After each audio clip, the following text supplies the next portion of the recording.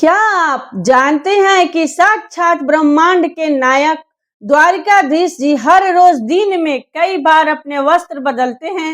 सिर्फ वस्त्र ही नहीं, ऋतु बदलते ही उनका पूरा पहनावा और खान पान बदल जाता है।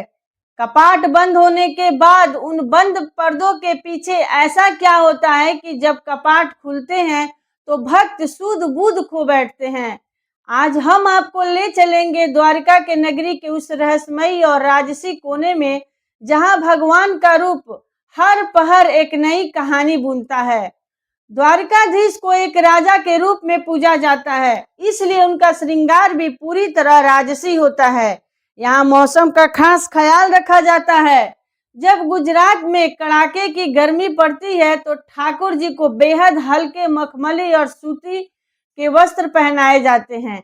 कभी कभी उनके वस्त्रों पर चंदन का लेप भी लगाया जाता है ताकि उन्हें शीतलता मिले। वहीं जब सर्दियों की शुरुआत होती है तो भगवान के वस्त्रों का कपड़ा बदल जाता है। उन्हें रेशमी, भारी और गर्म ऊनी पोशाक पहनाई जाती है। यहाँ तक कि उन्हें ठंड न लगे, इसके लिए गर्भगृह में विशेष अंगीठी या हीटर जैसी व्यवस्था भी की जाती है। यह कोई औपचारिकता नहीं है, बल्कि प्रभु के प्रति निश्चल और सजीव प्रेम है। द्वारिकाधीश मंदिर में दिन भर में कई दर्शन होते हैं, लेकिन मुख्य रूप से 4 समय भगवान का रूप पूरी तरह बदल जाता है। सबसे पहले होती है मंगला आरती। सुबह सुबह भगवान को नींद से जगाया जाता है। इस समय उनका श्रृंगार बहुत हल्का और सादगी भरा होता है। वस्त्रों के रंग भी हल्के और शांत होते हैं। इसके बाद आता है श्रृंगार दर्शन। यह वह समय है जब ठाकुर जी को पूर्ण राजा के रूप में सजाया जाता है। कीमती रत्न, सोने के आभूषण और बेहद चटक व चमकीले रंग के वस्त्र उन्हें धारण कराए जाते हैं। तीसरा है राजभोग दर्शन। दोपहर के समय राजा द्वारिकाधीश पूरे वैभव के साथ सिंहासन पर बैठते हैं। उनके वस्त्रों में एक अलग ही भारीपन और राजशाही चमक होती है। और अंत में होता है शयन दर्शन। रात को सोते समय ठाकुर जी के सारे आभूषण उतार दिए जाते हैं। उन्हें बेहद आरामदायक और ढीले वस्त्र पहनाए जाते हैं ताकि वे आराम से विश्राम कर सके। इस राजसी श्रृंगार के पीछे सालों की तपस्या और पुजारियों की कड़ी मेहनत होती है। मंदिर के मुख्य पुजारी बताते हैं कि भगवान का श्रृंगार करना कोई आसान काम नहीं है।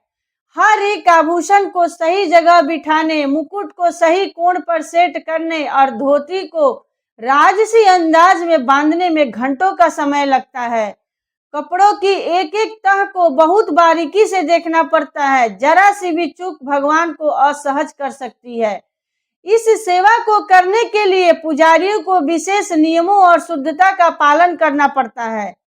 द्वारिकाधीश का यह श्रृंगार सिर्फ कपड़ों और गहनों का खेल नहीं है, यह भक्तों और भगवान के बीच के उस अटूट रिश्ते का प्रतीक है, जहां भगवान केवल एक मूर्ति नहीं बल्कि घर के मुखिया और ब्रह्मांड के राजा है।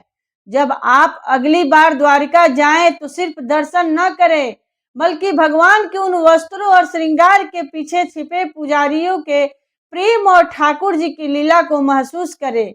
जय द्वारिकाधीश। द्वारिकाधीश जी का यह राजसी रूप और उनके श्रृंगार, यह दिव्य कहानी अगर आपके दिल को छू गई हो तो इस वीडियो को एक लाइक जरूर दीजिएगा।